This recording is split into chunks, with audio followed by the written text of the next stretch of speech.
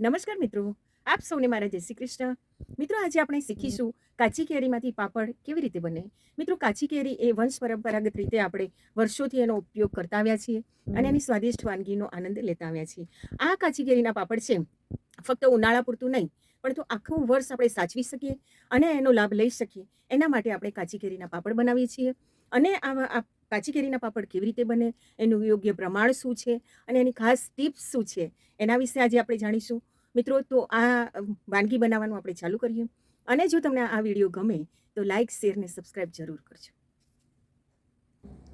નમસ્કાર મિત્રો, સૌપ્રથમ આપણે કાચી કેરી લઈશું અને કાચી કેરીને આપણે પીલર અથવા ચપ્પુ વડે છોલી નાખશું. ત્યારબાદ આપણે એને પાણીમાં રાખી દઈશું. છાલ પાડેલી કેરીની હવે આપણે નાના નાના કટકા કરી અને થોડુંક પાણી લઈ અને એને બાફવા માટે મૂકશું. આ ટુકડાને મેં કુકરમાં બાફવા માટે મૂક્યા છે અને એમાં 1 ગ્લાસ જેટલું પાણી નાખ્યું છે. ત્યારબાદ ઢાંકણું બંધ કરી અને 4 થી 5 સીટી આપણે પાડીશું એટલે આ ટુકડા છે એકદમ મુલાયમ થઈ જશે. આપણે જોઈ શકીએ કે 1 થી 2 સીટીમાં જ આ મેંગો કાચી કેરીના જે ટુકડા હતા એનું પલ્પ એકદમ બનીને તૈયાર થઈ ગયું છે. આપ જોઈ શકો છો, આ ચાળણી વડે હું આ રસને બિલકુલ ગાળી લઈશ જેથી રેસા અને કોઈ ટુકડા હોય તો એ ઉપર રહી જાય. મિત્રો, હવે આ પલ્પમાં આપણે ચીલી ફ્લેક્સ નાખશું. લગભગ 10 ગ્રામ જેટલા ચીલી ફ્લેક્સ છે મેં નાખ્યા છે અને 1 કપ એટલે 50 થી 75 ગ્રામ જેટલી ખાંડ નાખી છે. અને એમાં આપણે હવે મેં જ્યારે આને કુકરમાં આપણે જ્યારે સીટી પાડતા હતા ત્યારે એમાં મીઠું નાખેલું છે એટલે હવે ફક્ત આપણે સ્વાદ અનુસાર એમાં મીઠું નાખશું. પછી આને હલાવી નાખશું.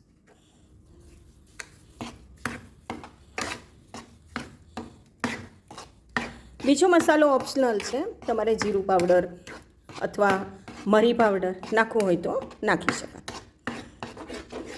હવે આને આપણે ગેસની ફ્લેમ ઓછી રાખીને 5 થી 10 મિનિટ ગરમ કરશું.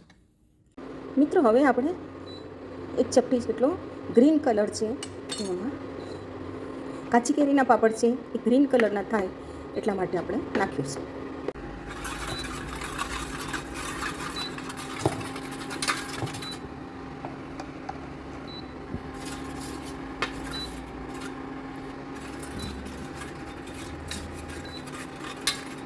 થાળીમાં સહેજ ઘી લગાવીને આપણે સ્પ્રેડ કરી દઈશું અને ત્યારબાદ આપણે જે આ બનાવેલું લિક્વિડ છે એને બહુ ઘટ્ટ થવા નહીં દઈએ, કારણ કે તો આપણો પાપડ છે એ પાતળો નહીં બને. હવે આ લિક્વિડને આપણે થાળીમાં સ્પ્રેડ કરી લઈશું.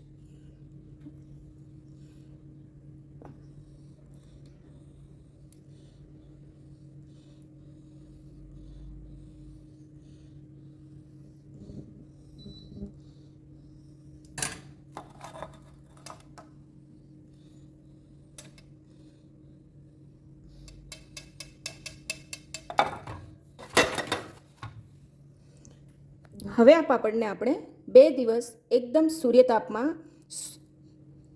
ડ્રાય થવા માટે મૂકીશું. ત્યારબાદ આપણો પાપડ બનીને તૈયાર થઈ જશે. આવી રીતે આપણે બધું જ લિક્વિડ છે એ થાળીમાં પાથરી દઈશું.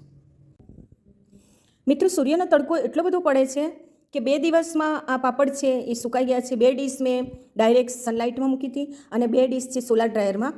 તો સોલાર ડ્રાયરમાં તો 1 જ દિવસમાં આ પાપડ આપણો છે એ સુકાઈ ગયો છે. આપ જોઈ શકો છો, મેં કિનારીથી ઉખાડી લીધો છે અને આખો પાપડ છે એ આપ જોઈ શકો છો તૈયાર થઈ ગયો છે. હવે આ પાપડના મેં નાના નાના ટુકડા કરી લીધા છે. આપ જોઈ શકો છો કે આવી રીતે પીસ કરી અને આપણે મૂકી દઈએ તો 12 મહિના સુધી આ પાપડનો આનંદ છે આપણે લઈ શકીએ છીએ. જોઈ શકો છો આપ કેટલા બધા નાના નાના પીસીસ થયા છે અને ઘણા બધા પાપડ છે આપણા તૈયાર થઈ જશે.